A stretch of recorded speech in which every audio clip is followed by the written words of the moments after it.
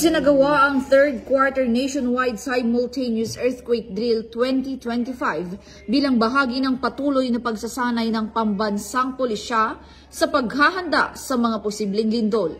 Ang drill ay pinangunahan ng mga tauhan ng Philippine National Police kasama ang National Disaster Risk Reduction and Management Council at Bureau of Fire Protection, kung saan nagkaroon ng iba't ibang senaryo na maaaring mangyari sa panahon ng sakuna. Ito ay upang mapanatili ang kahandaan ng pulisya at malaman ang kanilang mga dapat gawin, lalo na sa pagresponde sa mga ganitong sitwasyon. Tuloy-tuloy naman ang pambansang pulisya sa pagpapalakas ng kanilang kakayahan at kahandaan na may kaugnayan sa pagpapatupad ng kanilang sinumpaang tungkulin.